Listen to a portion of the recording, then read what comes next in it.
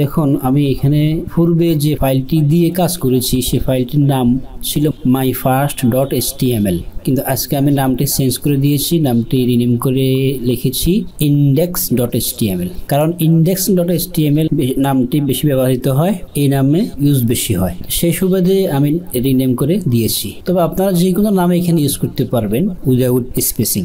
তো আমি index.html ফাইলটি এখন ওপেন করব। index.html ফাইলে আমি রাইট বাটনে ক্লিক করে এডিট উইথ নোটপ্যাড প্লাস প্লাসে ক্লিক করলাম। আমরা গত ক্লাসে অ্যাট্রিবিউট শিখেছি, আজকে আমরা শিখব বোল্ড, ইটালিক, আন্ডারলাইন। আমি প্যারাগ্রাফটি একটু ছোট করে নিতেছি, একটু ছোট করে নিলাম, সেভ করে নিলাম। এখন একটু আমি ফাইলটি index.html ফাইলটি ওপেন করে দেখি কি অবস্থা। দেখুন আমাদের HTML ফাইল ব্রাউজারে ওপেন করার পরে আমাদের এখানে হেডিং দেখাচ্ছে, 6টা হেডিং আছে, এখানে একটা প্যারাগ্রাফ আছে। তো আমরা প্যারাগ্রাফকে আজকে বোল্ড কিভাবে করতে হয়, ইটালিক কিভাবে করতে হয়, কিভাবে কোনো লেখার নিচে আন্ডারলাইন দিতে হয় সেটা আজকে আমরা শিখব। আমি আবার ব্যাক করলাম নোটপ্যাড প্লাস প্লাসে।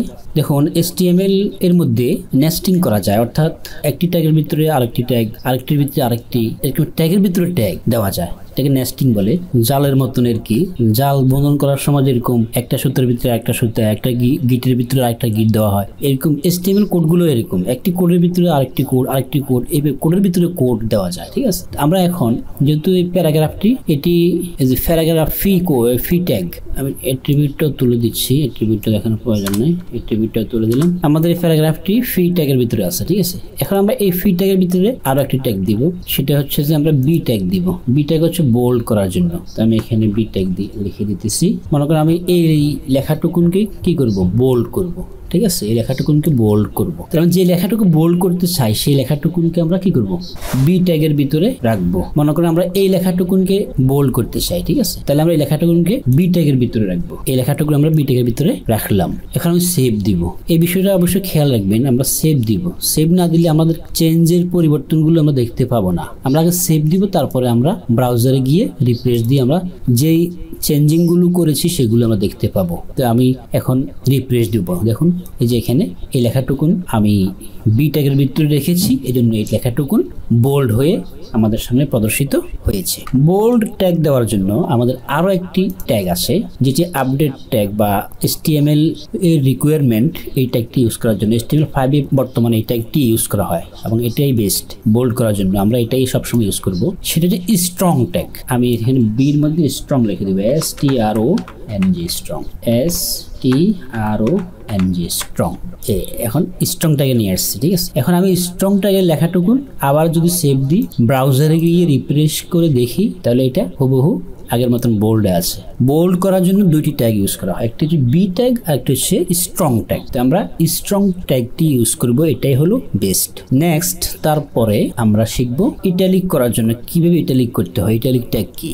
আমি এই প্যারাগ্রাফটি কপি করতেছি, এটাকে কপি করে আমি নিচে একটু পেস্ট করলাম। এখন আমি এখানে ইটালিক করতে চাই, স্ট্রং ট্যাগটি উঠিয়ে নিলাম। আরো একটা বিষয় আপনারা খেয়াল রাখবেন, আমরা যদি HTML এর ভিতরে স্পেস দিই, অনেকগুলো স্পেস দিই, তাহলে এটা কোনো প্রবলেম হবে না।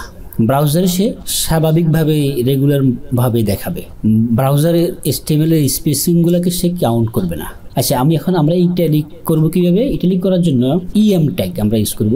EM ট্যাগ এটাই বেস্ট।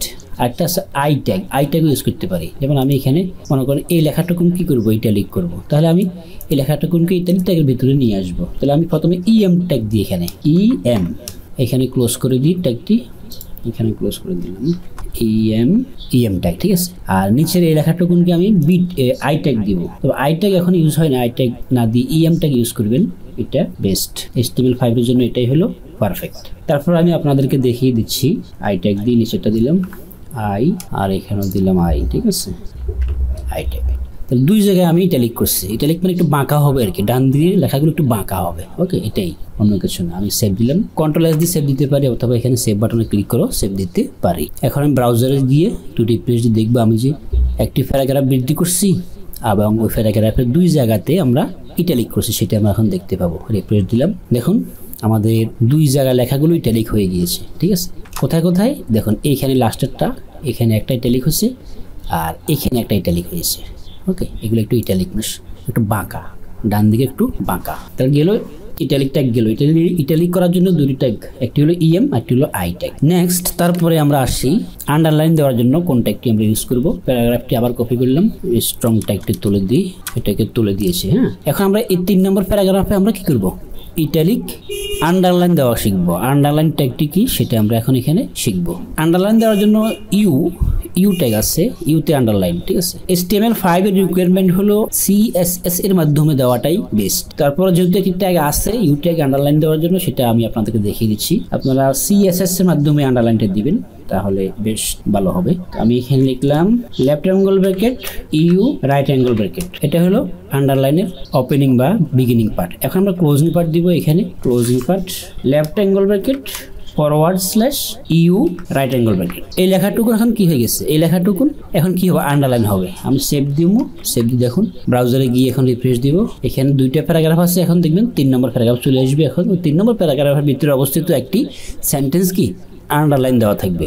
রিফ্রেশ দিলাম, দেখুন এই যে এখানে এই লেখাটুকুন আমি ইউ ট্যাগের ভিতরে রাখছিলাম, এই জন্য এটার নিচে আন্ডারলাইন চলে আসছে। ওকে, এটার ভিতরে আন্ডারলাইন চলে আসছে। এই হচ্ছে HTML এর মধ্যে আন্ডারলাইন দেওয়ার নিয়ম, বোল্ড করার সিস্টেম, ইটালিক করার সিস্টেম, ঠিক আছে। এখন আমরা যদি চাই কোনো বিশেষ কোনো ওয়ার্ডকে বোল্ড করতে বা ইটালিক করতে, তাহলে সেটাও পারি। যেমন দেখুন এটা আন্ডারলাইন আছে, আন্ডারলাইনের ভিতরে আমি এই ওয়ার্ডটা কি করতে চাই, বোল্ড করতে চাই, তাহলে আমি কি করব, এই ওয়ার্ডটা বি ট্যাগের ভিতরে নিয়ে আসবো। তাহলে এই ওয়ার্ডের ডানে বামে আমরা কি করব, বি ট্যাগ ওপেনিং ক্লোজিং পার্টটা দিয়ে দিব।